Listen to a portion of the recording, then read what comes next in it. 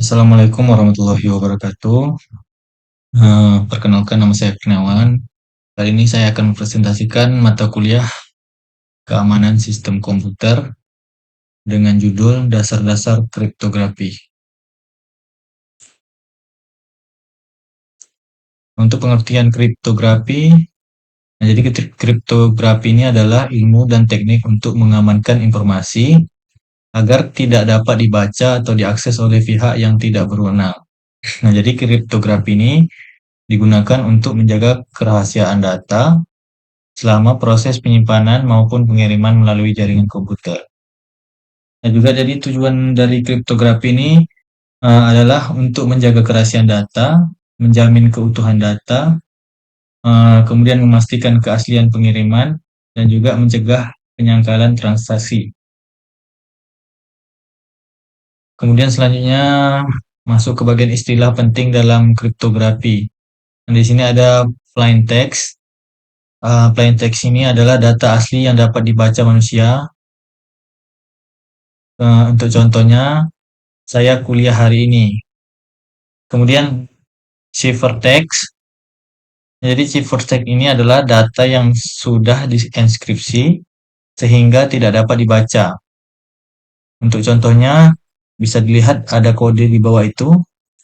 Nah, jadi kode itu bisa dibaca atau teksnya bisa dibaca oleh orang yang mempunyai kode yang benar.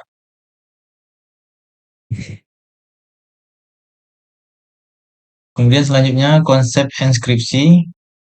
Nah, jadi enskripsi ini adalah proses mengubah informasi yang dapat dibaca menjadi bentuk yang tidak dapat dipahami tanpa kunci tertentu.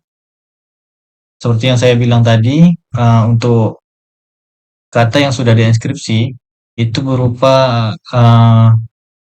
itu bisa dibaca dengan orang yang mempunyai kode yang benar.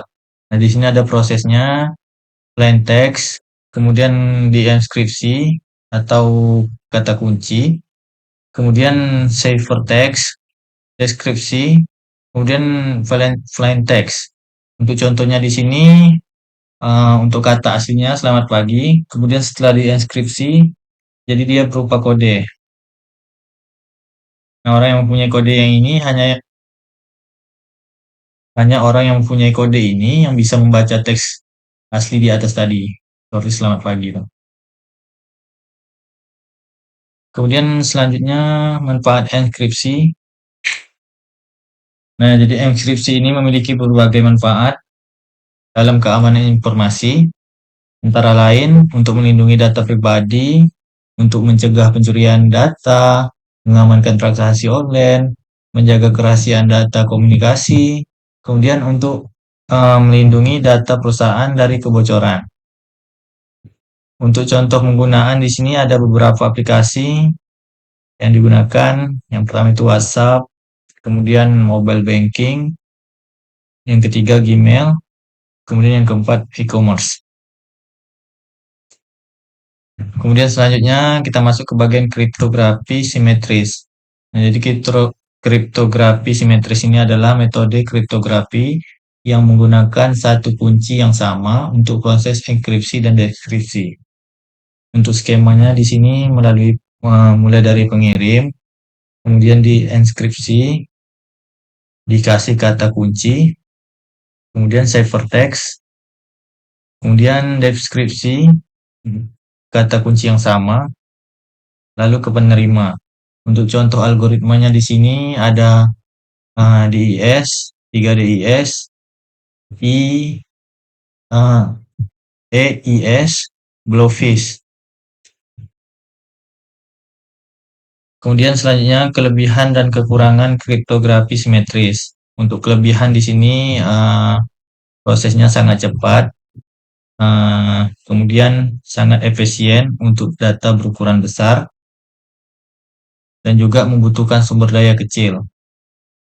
Kemudian untuk kekurangannya di sini distribusi kunci sulit dilakukan, dan juga jika kunci bocor, seluruh data dapat dibaca oleh orang lain. Kemudian tidak cocok untuk komunikasi banyak pengguna. Nah, jadi untuk beberapa atau banyak user tidak direkomendasikan ini ya. Kemudian selanjutnya untuk contoh penggunaan kriptografi simetris, eh,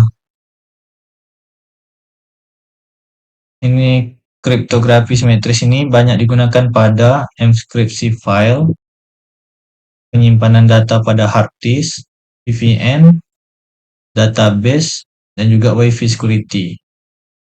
Jadi algoritma yang paling populer saat ini adalah AES, Advanced Encryption Standard, karena memiliki tingkat keamanan yang tinggi dan performa yang cepat.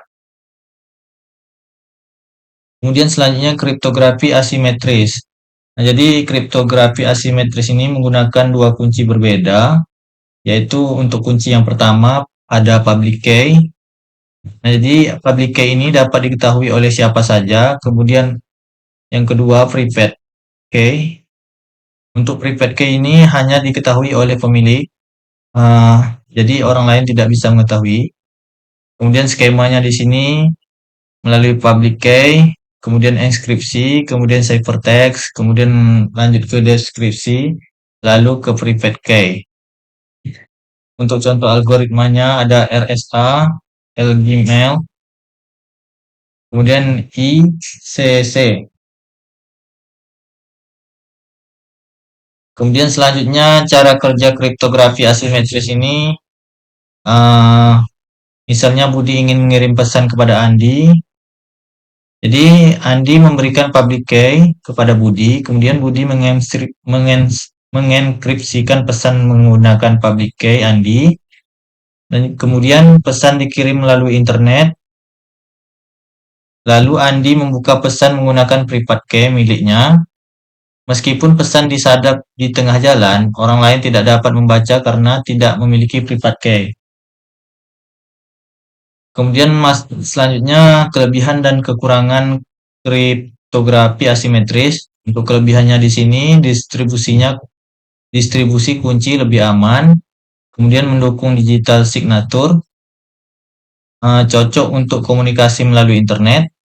Kemudian kekurangannya di sini prosesnya lebih lambat, membutuhkan komputasi lebih besar, dan tidak efisien untuk data yang sangat besar.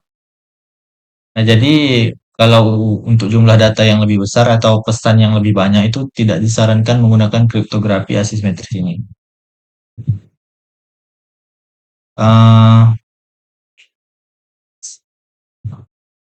Saya rasa hanya itu saja materi yang dapat saya sampaikan. Lebih dan kurang saya mohon maaf. Saya sudahi ya. Billahi taufiq wa hidayah. Assalamualaikum warahmatullahi wabarakatuh.